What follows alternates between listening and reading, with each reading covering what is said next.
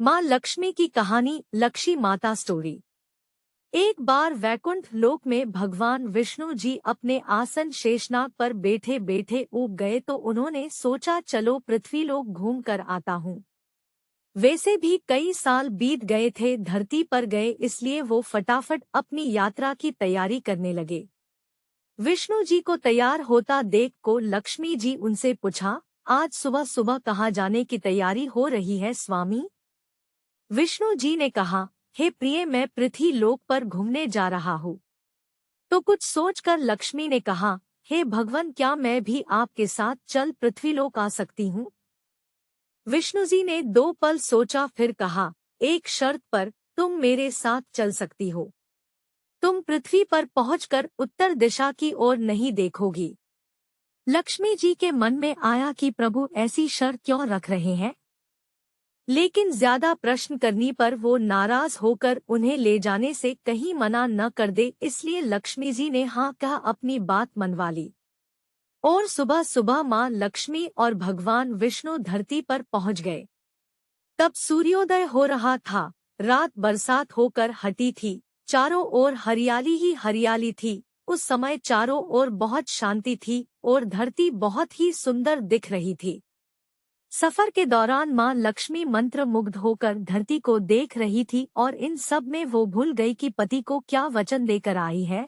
लक्ष्मी जी चारों ओर देखते देखते कब उत्तर दिशा की ओर देखने लगी, पता ही नहीं चला।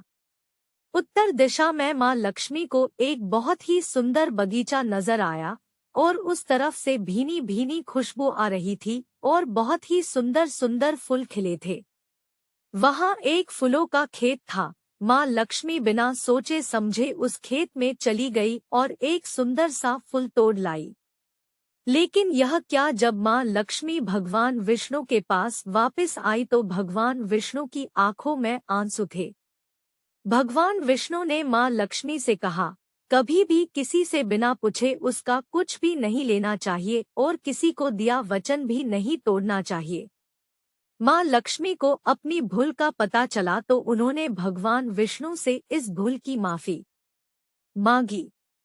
भगवान विष्णु ने कहा, मना कि तुम मेरी प्रिय, जो फिर भी जो तुमने भूल की है उसकी सजा तो तुम्हें जरूर मिलेगी। जिस माली के खेत से तुमने बिना पूछे फूल तोड़ा है, जो कि एक प्रकार की चोरी ही है, इसलिए अब तुम 3 साल तक माली के घर नौकर बनकर रहो। उसके बाद मैं तुम्हें बैकुंठ में वापस बुलाऊंगा। माँ लक्ष्मी ने चुपचाप सर झुकाकर हाँ कर दी। मैं उस दिन से माँ लक्ष्मी एक गरीब औरत का रूप धारण करके उस खेत के मालिक के घर गई। घर क्या, एक झोपड़ा था। मालिक का नाम माधव था। घर में माधव की बीबी, 2 बेटे और 3 बेटियां थी। सभी उस छोटे से खेत में काम करके किसी तरह से गुजारा करते थे। माँ लक्ष्मी जब एक साधारण और गरीब औरत बनकर जब माधव के झोपड़े पर गई तो माधव ने पूछा, बहन तुम कौन हो? मुझसे इस समय तुम्हें क्या चाहिए? तब माँ लक्ष्मी ने कहा, मैं एक गरीब औरत हूँ, मेरी देखभाल करने वाला कोई नहीं, मैंने कई दिनों से खाना भी नहीं खाया, मुझे कोई भी काम दे दो। इसके बदले मैं तुम्हारे घर का काम भी कर दिया करूँगी, बस मुझे अपने घर में एक कोने में आसरा दे देना। माधव गरीब जरूर था किंतु बहुत ही अच्छे दिल का मालिक था। उसे दया आ गई, लेकिन उसने कहा, बहन मैं तो बहुत ही गरीब हूँ, मेरी कमाई से मेरे घर का खर्च मुश्किल से चलता है। अगर मेरी 3 की जगह 4 बेटियां होती तो भी मैंने गुजारा करना था। अगर तुम मेरी बेटी बनकर जैसा रूखा सूखा हम खाते हैं उसमें खुश रह सकती हो तो अंदर आ जाओ। माधव ने माँ लक्ष्मी को अपने झोपड़े में शरण दे दी। माँ लक्ष्मी 3 साल उस माधव के घर पर नौकरानी बनकर रही। जिस दिन माँ लक्ष्मी माधव के घर आई थी उससे दूसरे दिन ही माधव को फूलों से इतनी आमदनी हुई कि उसने शाम को एक गाय खरीद ली।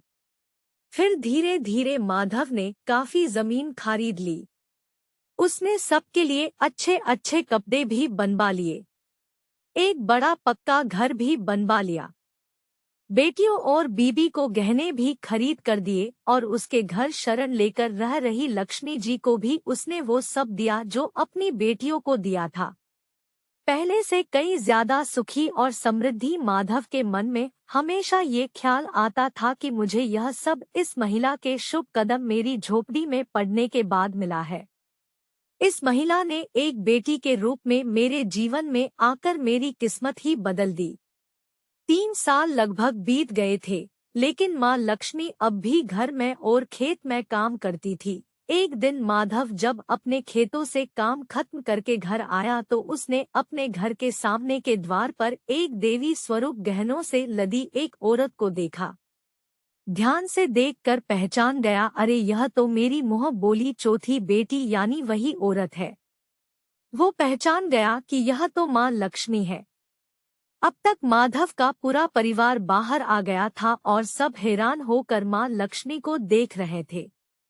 माधव बोला, है माँ, हमें माफ कर दीजिए।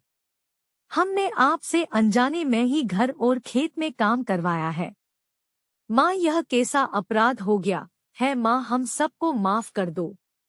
माँ लक्ष्मी मुस्कुराई और बोली, है माधव, तुम बहुत ही अच्छे और दयालु व्यक्ति हैं। तुमने मुझे अपनी बेटी की तरह से रखा, अपने परिवार के सदस्य की तरह से मान दिया। इसके बदले मैं तुम्हें वरदान देती हूँ कि तुम्हारे पास कभी भी खुशियों की और धन की कमी नहीं होगी।